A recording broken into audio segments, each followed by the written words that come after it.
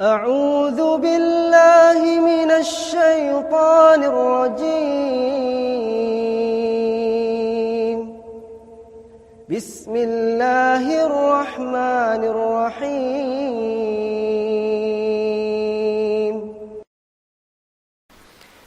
Orang akan mudah beramal soleh kalau amal solehnya itu didasari atas kecintaan kepada akhirat. Tapi akan terasa sangat berat beramal soleh kalau amal solehnya itu didasari atas hitung-hitungan dunia.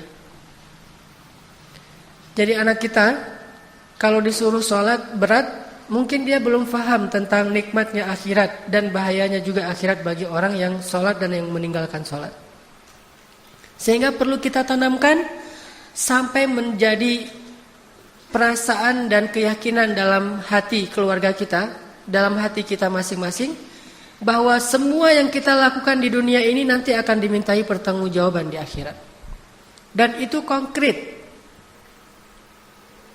Bahwa kita yang di akhirat nanti adalah kita yang sekarang di dunia, bukan mimpi. Bukan cuma ruh. Cuma pindah tempat, pindah waktu, tapi diri kitanya sama. Itu mirip seperti kalau kita sekarang pergi ke Mekah, tempatnya berubah, waktunya berubah, tapi diri kitanya masih sama. Memori kita masih terbawa, sehingga kita masih ingat dengan keluarga kita di kampung, kita kangen dengan mereka, kita telepon mereka, hanya pindah tempat saja. Yang mungkin waktunya berubah sedikit, berbeda 4 jam. Kalau di sini sudah siang, di sana mungkin masih pagi. Berubah waktu, berubah tempat, tetapi diri kita sama, tidak ada yang berubah. Begitu juga akhirat. Hanya berubah tempat, namanya bukan lagi dunia, tetapi akhirat. Berubah waktu, bukan lagi 24 jam dalam sehari, tetapi siangnya selama-lamanya. Cuman diri kita, itu sama persis. Tidak ada yang berubah, kecuali karena amal-amal kita. Berubah menjadi lebih baik, fisik kita karena amal soleh kita, atau berubah menjadi buruk fisik kita karena amal dosa-dosa kita. Tapi diri kita masih sama. Sehingga di dalam Al-Quran, di banyak ayat disebutkan tentang bagaimana nanti di akhirat orang itu memorinya, hafalannya itu masih kebawa dengan apa yang terjadi di dunia. Banyak ayatnya.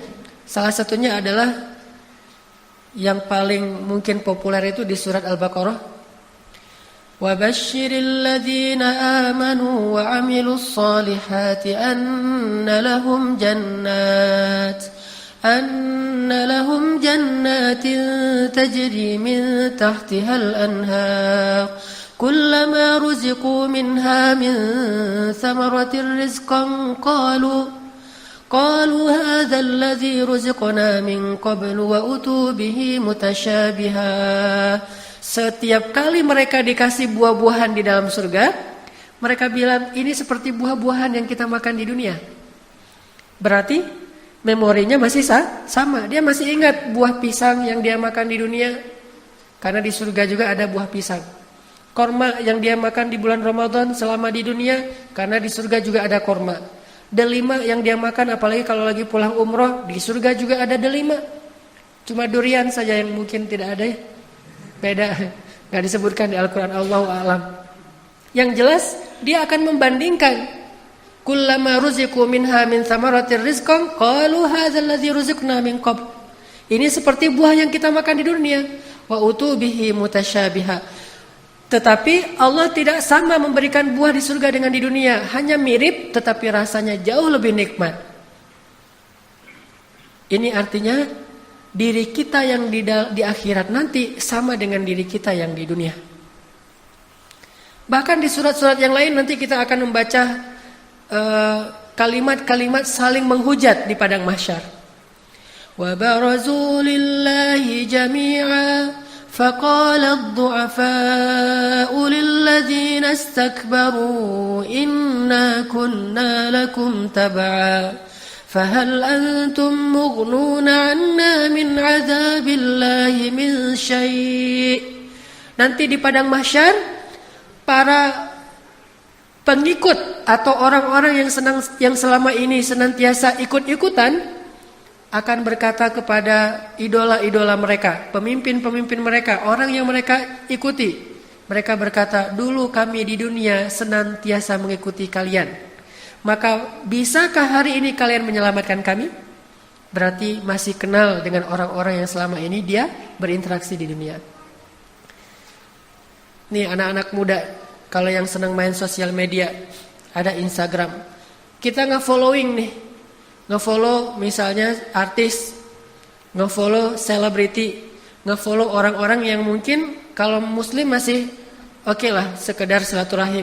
Tetapi ini jelas-jelas seorang artis, selebriti yang dia citranya adalah citra kufur kepada Allah. Banyak berbuat dosa, baik dosa yang diadegankan dalam film atau dosa dalam kehidupan sehari-hari, begitu juga dengan statement-statement dia kepada agama Allah. Kita nge-follow dia. Begitu dia nge-posting, kita nge-like, kita ikut-ikutan merepost, kita ikut-ikutan gaya dia. Kalau dia bikin begini, kita begini juga. Kalau dia bikin gini, kita satanik ikut-ikutan. Kita pakai pakaian dengan simbol-simbol dia. Following, kita ngikutin terus kepada apa yang dia lakukan. Nanti di akhirat, semua yang kita lakukan di dunia ini akan kita jadikan sebagai hujjah.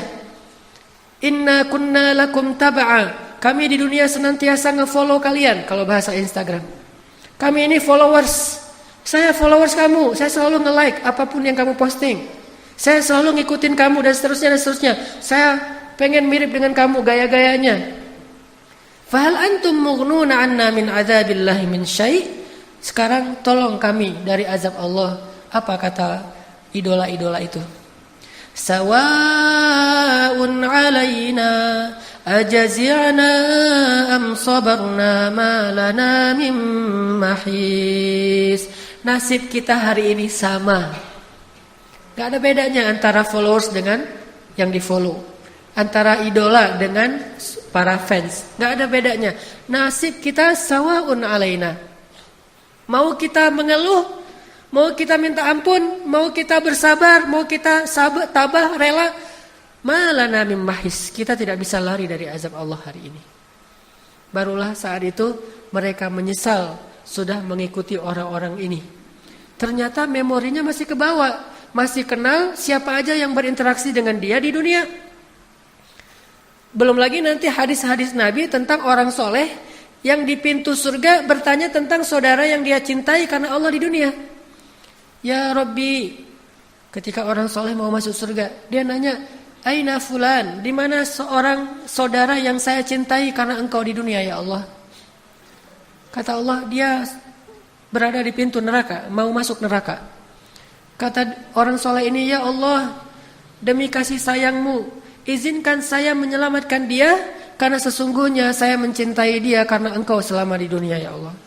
Akhirnya Allah izinkan dia menyelamatkan saudaranya yang mau masuk neraka, yang tadi sudah dililit dengan rantai besi, udah ngantri gitu mau masuk neraka. Tiba-tiba malaikat nanya, ini mas itu ya namanya? Oh kok kenal? Ya soalnya ada saudara kamu tuh nungguin. Akhirnya tiba-tiba dilepaskan rantai-rantainya, dia disuruh balik lagi. Kamu gak jadi masuk neraka, bebas.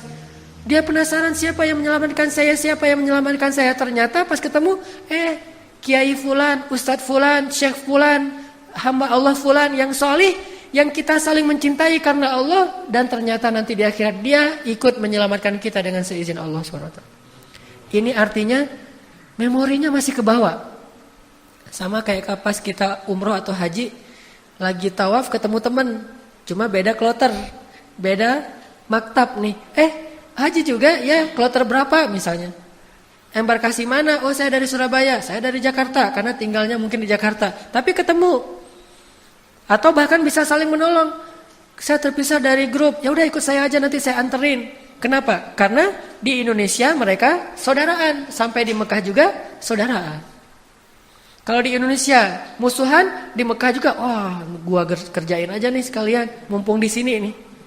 Kalau di Indonesia mungkin dia punya jabatan, nggak bisa ngerjain dia. Kalau di Arab mah sama aja, sawaun alaina, sama saja nasib kita. Mau jabatannya apa, mau dia aparat, mau dia pejabat, mau dia apapun, sawaun alaina. Ini yang terjadi nanti di akhirat. Sehingga kita yang sekarang dengan kita yang nanti hampir tidak ada yang berubah. kecuali secara nasib berubah. Nasib baik atau nasib buruk tergantung amal kita di dunia, dan itu juga dengan seizin dan keridhaan Allah Subhanahu wa taala.